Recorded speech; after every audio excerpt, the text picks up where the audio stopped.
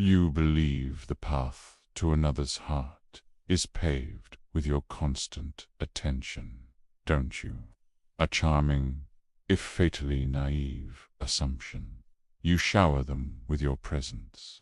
A torrent of messages, an endless stream of validation. You are always there, a loyal dog waiting by the door, hoping for a pat on the head. You make yourself an open book, every page screaming your interest, your availability. And you wonder why their eyes begin to glaze over. You wonder why the fire you thought you saw in their gaze dims to a polite, distant flicker.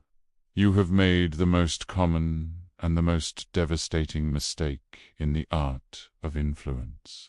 You have forgotten that the hunter does not live in the same field as his prey.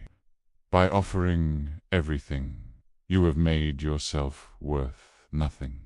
You have become common, predictable, and in the game of desire, predictability is death. You are not a lover, not a challenge, not an object of obsession.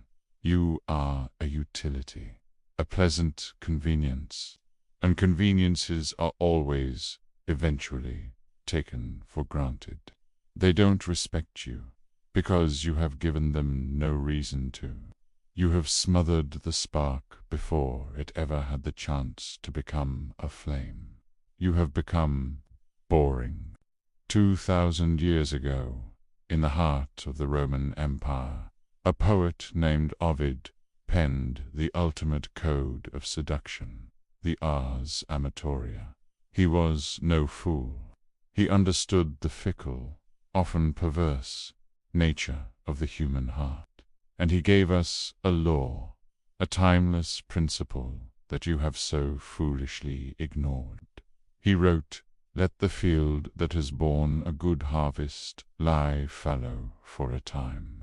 A fallow field is not a dead field. It is a field at rest, gathering its strength, so that the next harvest may be even richer. Do you understand? Your presence, your charm, your attention, that is the harvest.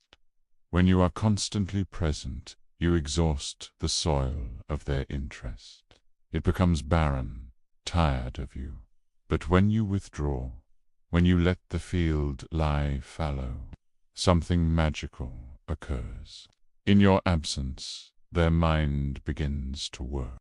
The memory of your wit, the echo of your laugh, the ghost of your touch, it all begins to ferment.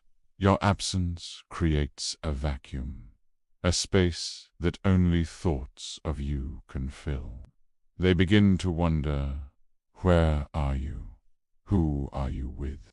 Why has the constant, comforting warmth of your attention suddenly grown cold? This is the moment desire is truly born.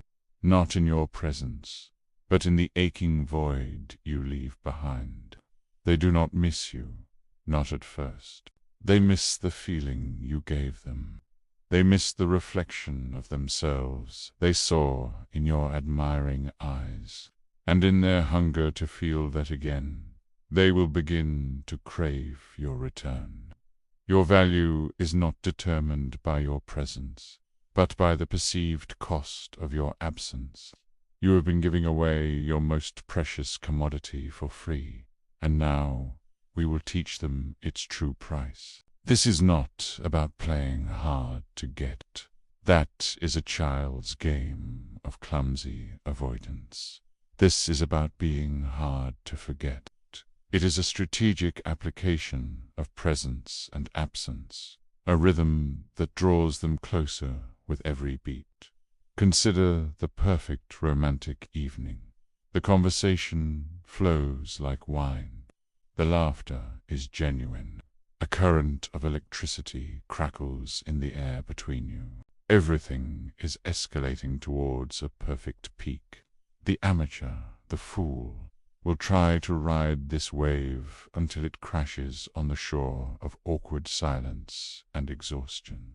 He will stay too long, talk too much, desperate to wring every last drop of validation from the night. But you will not. Just as the evening reaches its crescendo, just as their eyes are shining with a potent mix of fascination and desire, you will be the one to end it, not abruptly, not rudely, but with a surgeon's precision, a glance at your watch, a faint, mysterious smile. This has been, you will say, your voice a low murmur, truly captivating. But I have an early engagement I simply cannot miss. You leave them at the absolute peak of the emotional high you have created. You do not give them the slow, disappointing decline. You give them a perfect, unfinished symphony.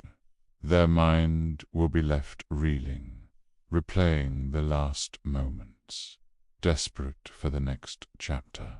You have not just had a date. You have installed yourself into their thoughts. Now, let us apply this to the world of commerce and ambition. You are courting a valuable client, a business prospect. You have spent weeks demonstrating your value, your competence, your unique vision. You have been attentive, responsive, a model of professional ardor. They are impressed, but they are comfortable. They believe you are a resource they can tap at their leisure. The common man continues to press. He sends follow-up emails. He calls to check in. He begs for the sale with a weak, needy posture. You will do the opposite. After a period of intense, high-value engagement, you will pull back. You will become, suddenly, inexplicably, busy. Your replies, once instant, are now delayed. A new, major project requires your full attention. When they reach out, you are polite, but brief. The center of your world is no longer them. Watch what happens. Their comfort will curdle into anxiety. The fear of loss, a far more powerful motivator than the promise of gain, will begin to creep in. They will start to wonder if some other, smarter competitor is now receiving the benefit of your focused brilliance. The power dynamic will invert. They, who were once the prize, will now begin to pursue you. They will be the ones checking in, eager to close the deal before they lose you entirely. This principle extends to every human interaction. In a negotiation, when they make an offer, do not immediately counter. Hold their gaze. Let the silence stretch. Let them feel the weight of your unspoken evaluation. They will rush to fill that silence, often with a better offer, revealing their weakness. In a social circle, do not be the one who is always there, laughing at every joke, available for every outing. Be the phantom, the one whose rare appearances are an event, the one who arrives late and leaves early, leaving a trail of intrigue in your wake. Do not mistake this for a game. Games have winners and losers and are played by children. This is about understanding the very architecture of human longing. We are creatures of rhythm, of ebb and flow, of tension and release. We do not value that which is always available.